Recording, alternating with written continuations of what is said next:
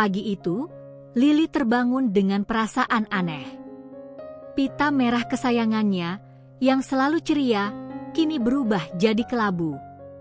Ia mengucek mata, mengira masih bermimpi, tapi tidak. Seluruh kamarnya, bahkan boneka beruangnya, ikut kehilangan warna. Lily mengintip dari jendela. Kota Pelangi, nama yang dulu sangat cocok, kini hanya tinggal nama. Gedung-gedung tinggi, taman bermain, bahkan awan di langit, semuanya berwarna abu-abu. Orang-orang berjalan pelan, dengan wajah sedikit murung, seolah kehilangan semangat. Hati Lily terasa perih melihat kotanya. Aku harus melakukan sesuatu, bisiknya pada diri sendiri.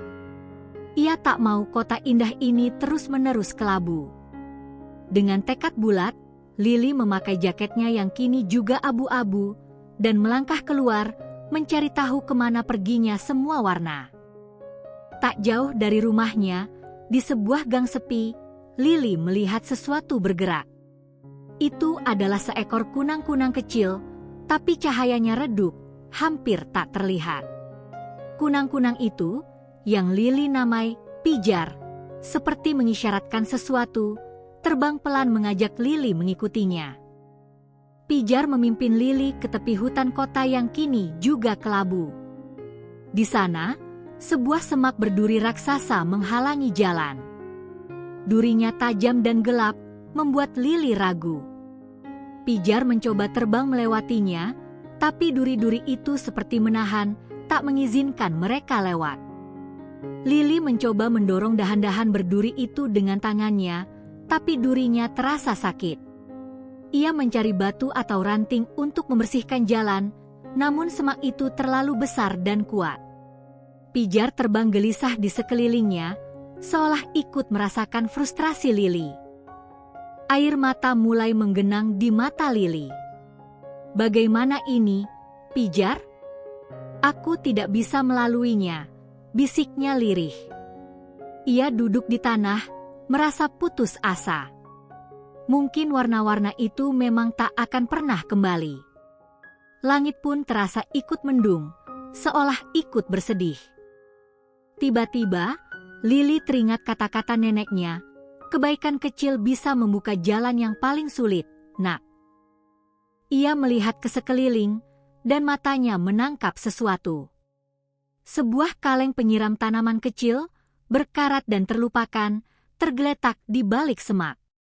Mungkin bukan kekuatan yang dibutuhkan. Lily mengambil kaleng penyiram itu. Ia mencari sumber air, dan menemukan genangan air jernih yang hampir tak terlihat di balik bebatuan.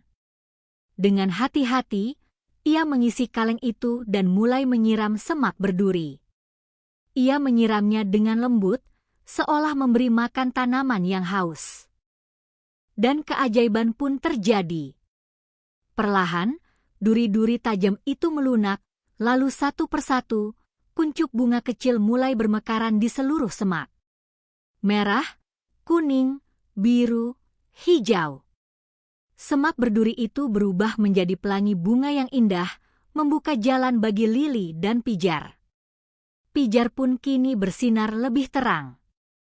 Dari balik semak bunga, Lily melihat pemandangan yang menakjubkan. Warna-warna mulai menari-nari kembali di seluruh kota. Langit berubah biru cerah, gedung-gedung memancarkan warna-warni indah, dan tawa anak-anak mulai terdengar. Lily dan Pijar menari kegirangan, lalu pulang ke rumah, melihat kota mereka hidup kembali. Lily belajar bahwa kebaikan dan ketekunan sekecil apapun bisa membawa perubahan besar. Warna-warna itu tidak benar-benar hilang, mereka hanya menunggu seseorang yang berani dan baik hati untuk menemukannya kembali. Jadi, jangan pernah menyerah pada impianmu, ya. Ingat, kebaikanmu bisa membuat dunia lebih berwarna. Sampai jumpa di petualangan berikutnya.